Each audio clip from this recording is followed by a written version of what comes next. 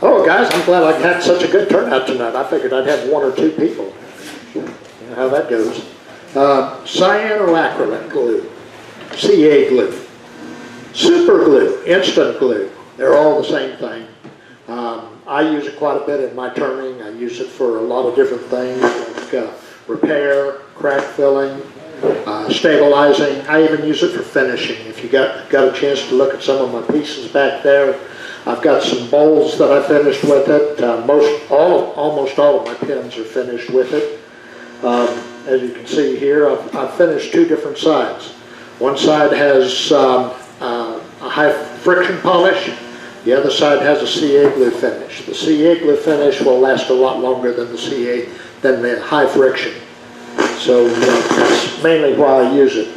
This pin here, I don't know if you can see it here, but I have carried it around in my pocket for probably 4 years now. And it doesn't quite have the shine still to it, but it's not far off of it, as you can see. I'm going to pass this around so you can kind of get a look at it. Mary, you want to start that for me? Put this back in my pocket so I don't lose it. Okay, one of the main, if you'll notice up here on the right, I've got some different thicknesses of glue. It comes in thin, medium, thick, and it even comes in a gel. I don't have the gel. I don't use the gel. I'm a little bit afraid of it. One of the drawbacks to using CA glue is what I call flashing. If you look online, it's called exothermal reaction. When it goes to set up, it creates an excessive amount of heat, goes to smoking. If it's in any concentrated amount at all, it will flash. And when it does this, it can and will create as much as 3rd-degree burns, and it has been known to cause people to have skin grafts. So, and in fact, in some cases I found online, people have actually had it set fire to their piece. So it is quite a violent reaction depending upon how much CA glue you've got concentrated into one place when it decides to react. They tell me that the main thing that causes it to react is natural fibers such as wool and cotton. So you want to be careful when you're using it with your blue jeans and that type of thing. Of course, you don't want to wear your argyle sweater when you're doing this kind of thing. It might get a little sticky. Once it gets on your clothes, it's a done deal. But if it gets on your clothes, make sure it doesn't stick your clothes to your skin. Best thing for that is acetone. Acetone or nail polish remover has acetone in it. It helps soften it and makes it a little easier to get apart. If it's on your skin, if you don't get it off with the acetone, it wears off in a couple of days. You can actually, I think they started out using this over in Vietnam to temporarily glue wounds back together. It kind of helps deter some of the bleeding. But it's not a permanent fix, at least in that application. What I like about CA glue, though, is it'll get you out of a ton of doggone problems. If you're turning and a piece flies off, if you can find that piece and it's just 1, maybe 2 pieces, you can actually take CA glue, put it back on your piece, and within a couple of minutes, you're back to turning again. That's what I like about CA glue. It's an instant glue. But by the same token, us wood turners are not always very, how should I say, accommodating. A lot of us will use what they call accelerator. So we take an instant glue and make it faster with accelerators. So there you go. I'm a wood turner, so I like to use it. I'll use it for a lot of different things. You can see this pen here is made with a spalted wood. If I can get it centered up here. There we go. And there's some bird's eye maple that I have made stuff out of. And if you notice that this bird's eye maple is very punky, very soft. So what I will do when I'm making a pen is I will actually drill out the center, and I'll take some thin CA glue, run down the center of it. let it sit there. Don't hit it with any accelerator, just let it sit there and soak in. Maybe hit it once or twice, maybe even 3 times if it's very punky stuff. It works kind of like, well, Don Bird is always talking about the wood hardener for Minwax that he's using. This, I think, works a little better. It's a little faster and a little harder. But after it sets up, I'll take and run my drill bit back through it, and then I'm ready to glue my tube in. So it works real well for that. You'll notice back there that I've got a seam ripper, and I've also got this mason jar lid that I made out of 16. What's on your lathe. There you go. I'm sorry? Put it right over what's on your lathe. Ah, okay. Anyway, out of 16 of these pin blinks that I made out of just plain, cheap 3/4 inch plywood. The problem with cheap 3/4 inch plywood, it's got a lot of gaps. It comes apart when you try to turn it. So what I'll do is, before I start turning it, I'll douse it in CA glue. Let it set up, and then I'll start turning. Once I start turning, it gets down past the CA glue, I'll douse it again, and just keep right on going. Otherwise, it starts flaking out, and if you'll notice, in a couple of spots here, there's actually pieces of wood missing. When you get to the end and you've got that, you pick up a few of the grains of sawdust on your lathe, stuff in there, hit it with a little bit of thin CA glue, and you're ready to go. It just keeps right on trucking. What I did here was I took 16 of those pen blanks and I glued them together. Now, of course, I didn't use CA glue when I glued them together. I used wood glue and glued them together. But when I'm finishing and trying to turn them, I always use CA glue to stabilize it. This keeps it from flying apart on me on the lathe. Now, you'll notice, I guess you won't notice, okay? You'll notice back there I've got a couple of bowls that I finish with, just like, and the finishing is just like finishing a pen. I always put 2 coats of thin CA glue. That stabilizes the outside. I never sand between coats. I just hit it, put it on, hit it with a little hit it with CA glue, and then hit it with a little accelerator. Back off for about 30 seconds, put my next coat on. I'll use 2 coats of thin and 6 coats of medium. One guy, I think from Craft Supply Online, I think he uses 15 coats of thin. But you got to get it on there thick enough so that when you're sanding it, you don't sand through it. I used to use 5 coats, and I did well with 5 coats for, I don't know, probably a year. But I noticed every now and then I would sand through and I'd have to sand it up all the way back down and start over again. So I started using 6 coats, and I ended that problem. How long does it take to cure without the accelerator? Without the accelerator? In thin coats that way, it'll take about, probably 5 minutes, maybe 10. But with the accelerator, I can hit it, and 30 seconds later, I'm back to going again.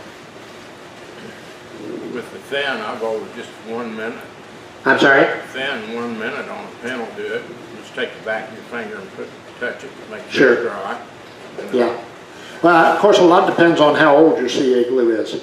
See, some of this stuff is as much as 3 years old, but I keep it down in my basement where it's nice and cool and dry, and I can keep it for as much as 3 years. But after about 3 years, it starts getting a little gummy and a little sticky, and it still works, but you just have to be a little more careful with it. And sometimes it takes the hardener to get the accelerator to get it to harden up properly to where you can go ahead and start finishing with it. I've never even heard of that brand before. Where did you find it?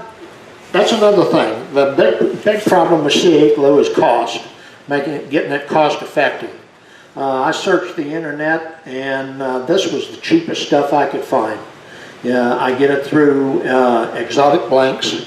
1 bottle of that is 16 ounces. It cost me $28, plus shipping, of course, but shipping's not that much.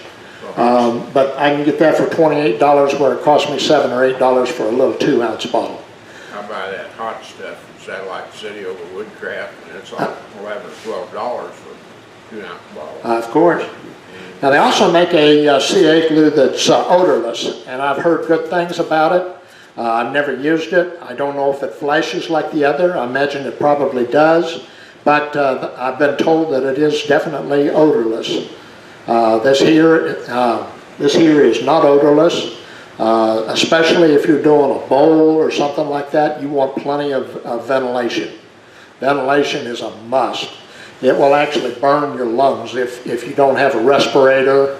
I always wear a respirator, glasses, put a fan up behind me, have an open window that is blowing it out of, and try to keep things as ventilated as possible, because it will get to you guys, kid you not. Yep. Even doing pins, if I do a lot of pins in a day, it can actually get to me. When I first started, I didn't used to wear a mask. I thought I was tough. You know, us young kids, we think we're tough when we're younger. We can handle anything. And I'll tell you what, it's bigger than we are, guys. What do you sand your wood to before you start? I'm sorry? What do you sand your wood to before you start your finish? It depends on what I'm doing, but usually, like on a pen, I'll sand it to 320 before I start a CA finish. If I'm doing a high polish finish on a pen, I'll sand to 600. It just kind of helps with the finish. The smoother it is, especially with a high friction polish, the smoother finish you're going to come out with. And I'm, like that piece I'm passing around there, I've got 3 coats of friction polish on the friction polish side. And then I told you what I put on the CA side. Any other questions so far? Okay. Anyway, Exotic Blanks is where I buy my stuff. It's about as cheap as I found anywhere, and they've got good service. Like I say, that 16 ounces will last me anywhere from 2 to 3 years. I can buy 1 bottle as cheap as I can buy 3 bottles. So usually when I start getting low on one, I'm usually low on at least 2. The thick is what I'm usually got plenty of. The other aspect of CA glue is for crack filling. Like in some of my bowls, when I start turning a bowl, I get into it and I'll find some cracks. I don't know if you can see it in that light or not. There's a real fine crack right there that could cause me problems later. And what I'll do with it is I'll take some thin CA glue and I'll put in the crack. And I'll keep putting it in, and I won't hit it with the accelerator. I'll just keep putting the CA glue in it until it starts to come out on the inside. Once I see it coming out on the inside, I will hit the inside with accelerator. What I'm trying to do is bridge that crack so that I can start filling from there and finish filling it out. Once it dries, I'll put a piece of tape, whether it be duct tape or painter's tape, whatever, just anything to kind of help seal that off so that it doesn't work around you. Then I'll go back to filling the top side. I never hit it with accelerator until I'm totally finished. If I have just a little bit on top that I have to fill to be able to flush it out, I'll do that, and then I'll hit it with a little accelerator just so I can get started again.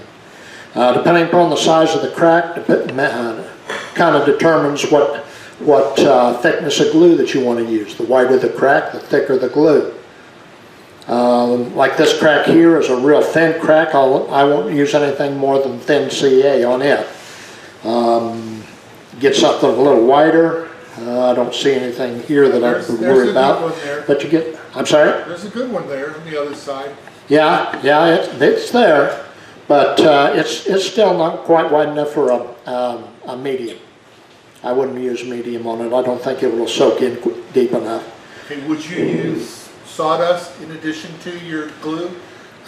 Depends on the thickness. If it's a really wide one, well, give you an example. I've got one bowl. I didn't bring it tonight, but it was a piece of mesquite. I've brought it up before, and it had a gap probably that wide. And when I put it together and started working with it, I found out that this gap, not crack, it was a gap. And it was going to go all the way through. So I got it within probably 3/8 of an inch of finish, and I went ahead and I took and put some tape on the inside, and I wanted to use some brass shavings to fill it up with. So I put my brass shavings in there, and I thought, well, I'll just take and put the CA glue on top of that and let it soak in nice. And so I took some thin CA glue, I put it in and let it soak in, and then I took some medium and put over that and let it soak in, and then I took some thick and put over the top of that, because it was a pretty wide gap. And it was sitting there all puddled up there, wasn't doing anything. I thought, man, it's going to take a month before it sets up. So I thought, well, I'll just hit it with a little accelerator and see what happens. And I hit it with a little accelerator. I sat there for about 3 minutes, and all of a sudden it flashed on me. And when it flashed, I mean, it just bubbled and boiled and smoked, and I thought, holy cow, what have I done? And when it got done, luckily I hadn't brought it down to a finished thickness yet. I turned the outside, and all I had was a honeycomb in it. I mean, the bubbles in it just set up, and that's all I had was just honeycomb. So I got it down fairly close to finish, and I took a 2-part epoxy and went over the top of that and managed to be able to salvage the piece. But CA glue, when it decides to flash, it gets really hot and it gets really wicked depending upon how much is in a concentrated area. The bowls that I've got back there, I finished those with CA glue. And when I do that finishing, what I do is I'll take and get it down to my finished size, finished thickness, and then I'll take and turn it through with probably either 180 or 220 grit sandpaper. Hit it with the sandpaper, and then I'll just dribble the thin and medium CA glue on it, so that it picks up that sawdust, fills in any low spots that are in the wood, and kind of helps flatten the surface so that I get a good finish out of it. Especially on my segmented pieces. I hadn't been segmenting long, so I wasn't sure how sturdy it was, so I felt like the CA glue would help out in that aspect also, because the thin CA would soak in and help stabilize it. But I'll usually put 2 coats of thin on a bowl, and then when I'm dribbling like that, I get quite a bit of CA glue on it. So usually 3 coats is about all I need on a bowl. But on a pan, I'll show you here in a minute, I use about 6 layers because I put it on very thin at a time. How do you apply it to the bowl? I'm sorry? How do you apply it? Well, of course, it's on the lathe, spinning through, and like I say, on the first coat, I'll take and let it spin through with a piece of 180 or 220 sandpaper and get it finished out, and then I'll take and sand that smooth. I want it perfectly smooth when I get started. And then I'll take 2 coats of thin CA with a paper towel, and I always wear latex gloves. I don't like to get that stuff all over me if I don't have to. But you don't want to mess with it too long because, like I say, it's an instant glue. So the longer you mess with it, the more chance you've got of getting the fibers from your paper towel mixed into your finish. So all you want to do is just kind of rub across it, maybe 2 or 3 times, and then let it set up. And I always hit it with an activator, because if you've got a round piece spinning as fast as you spin it to put it on, the CA glue is going to have a tendency to gravitate to the outermost point. So you're going to have a thin rim around here if you're not careful, which can be sanded off later. Don't get me wrong, I've done that, and especially on the inside, I pick up that quite a bit. But it can be sanded out. It just takes a little heftier sandpaper and a little more elbow grease. Mike, do you apply it to the paper towel and put the paper towel in the work, or do you put the glue on the... On a bowl, I will actually take the paper towel, put it under it, and then apply the glue to the bowl piece I'm finishing. Yeah. Pins, I just put it on a piece of paper towel, and that way I do it in thin coats, and I can control it a little better. It's turning real slow. I'm sorry? It's turning real slow, is it? I usually haven't. Well, of course, I've got 3 settings on my lathe. I usually leave it on the middle setting, and I will turn it down to as low as it'll get, which is about 500 to 600 RPM. So you can actually turn it fairly fast in comparison to a lot of things. I know if I'm threading, I'll want it down below 300 or below. But for this, you know, 600 RPM is great. Do you stand off to the side when you apply it? To a degree. Now, I've got a plastic backdrop that I put behind my lathe. I'm more concerned about it coming this way. Well, of course, I've got glasses and I've got a mask. I do stand to the side somewhat, especially on the outside. The inside, you're automatically standing to the side. Right. But on the outside, as long as I can see what I'm doing, I'll stand off to the side as much as possible. Usually I'll wear an apron if I'm doing a bowl, something that'll catch anything before it gets to my clothing.